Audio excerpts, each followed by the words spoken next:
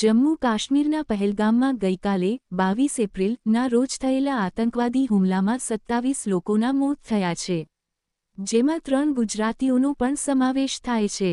ભાવનગરના પિતા પુત્ર અને એક સુરતના યુવકનું મોત થયું છે. ભાવનગરના પિતા પુત્રના મૃતદેહનો અમદાવાદ એરપોર્ટ પર લવાયા બાદ ભાવનગર લઈ જવામાં આવ્યા હતા, જ્યારે સુરતના શૈલેષ કળથિયાનો મૃતદેહ પણ થોડીવારમાં સુરત એરપોર્ટ પર લાવવામાં આવશે.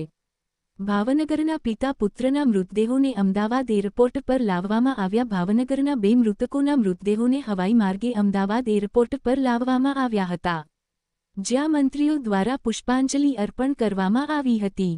બંનેના મૃતદેહોને રોડ માર્ગે ભાવનગર લઈ જવામાં આવ્યા હતા. એક રિપોર્ટ ગુજરાત ગીતા ન્યૂઝ અમદાવાદ શહેર. आतंक की अंजाम यहाँ पर दे रहे हैं लश्कर और आईएसआई दोनों के कब्जे में. ये आतंकवाद की घटना और आतंकियों तैयार करने की फैक्ट्री पाकिस्तान है, पूरा दुनिया समझ चुका है. ऋषिकेश भाई, काफी पर्यटक जो है वो श्रीनगर में है, हाल फिलहाल फंसे हुए, उनको वापस लाने का कोई अरेंजमेंट किया हो? केंद्र सरकार ने उसके लिए भी, क्योंकि बहुत सारे प्रवासी अभी जो 370 कलम हटने के बाद वहाँ पर जो माहौल था, वहाँ के स्थानीय लोगों को भी रोजगार और उसकी आर्थिक जो मजबूताई थी वो तोड़ने का प्रयास किया है, लेकिन वो होगा नहीं.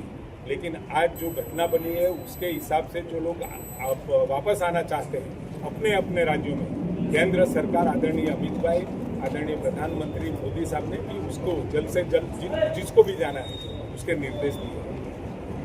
ओके.